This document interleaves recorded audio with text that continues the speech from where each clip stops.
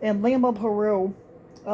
It was at the time that they had posted this article, they updated it from 17 to 46 of people that died. So at least 17 people were killed in southern Peru in a matter of hours on Monday amid the ongoing protests over the ouster of the former president, and an extraordinary spasm of violence that led to criticism of excessive force by the military and the police. Um, the clashes heightened concerns about that the protests would continue to spread and lead to more bloodshed. Now, Peru is the fifth most populous nation of Latin America, and it has been the scene of violent demonstrations since mid-December, when the country's former president Pedro Castillo, who had promised to address long-standing issues of poverty and inequality, attempted to dissolve Congress and rule by decree. The move was widely condemned as unconstitutional, and Pedro Castillo was arrested and replaced by his vice president. Now, supporters of Mr. Castillo, and many of them living in impoverished rural regions, quickly took to the streets to demand new general elections, with many claiming that they had been stripped of the right to be governed by the man that they had voted into office just 1 year earlier. Now, the violence in the southern city of, now I'm not sure if I'm going to say this right, Juliaca. I'm not sure if I'm saying it right, but now, which is near the border with Bolivia on Monday, marked the deadliest clash between civilians and armed actors in Peru in at least 20 years, when the country emerged from a dictatorship as well from a long and brutal fight with a violent guerrilla army group, a conflict that left at least 70,000 people dead, and many of them being civilians. On Tuesday, Jenny Dodor, executive secretary of the National Human Rights Coordinator of Peru, an accountability group, blamed indiscriminate use of force by state security forces for the deaths that happened on Monday. What happened on Monday was a massacre. These were extrajudicial killings. Now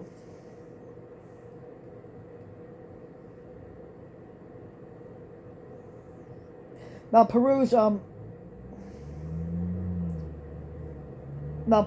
minister Victor Rojas had said that the protests in Juliaca had begun peacefully, but then they turned violent around 3 p.m. when about 9,000 protesters tried to take control of the airport, and people armed with makeshift guns and explosives attacked the police.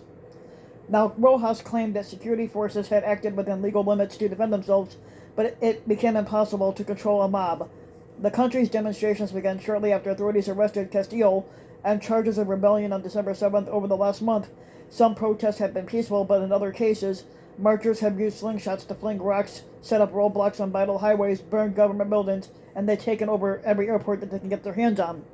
Now, when the new president, Dina Boluarte, I'm not sure if I'm saying that right, a former ally of Castillo's, declared a state of emergency in December, the military took to the streets to maintain order.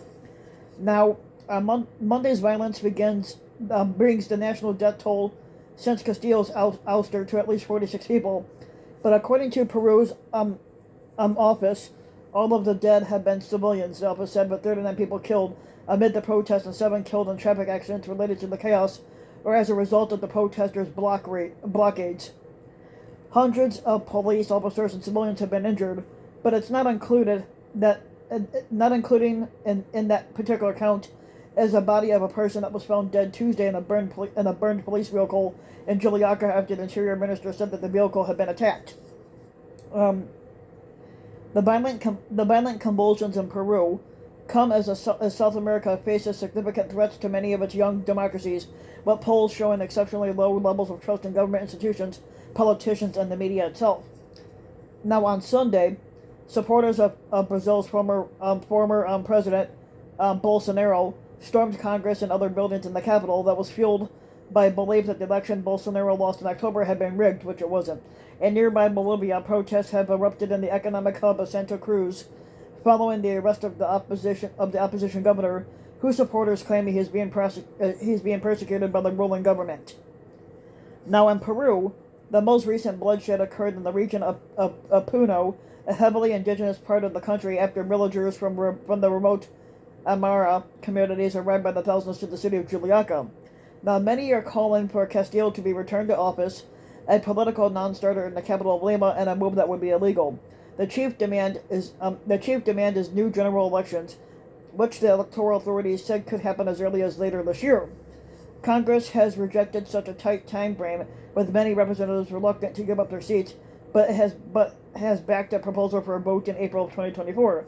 Now, by early Tuesday afternoon, um, Dina Boluarte still hadn't commented on the unrest since confirming the first civilian killed a day earlier when she sounded exasperated with protesters' demands.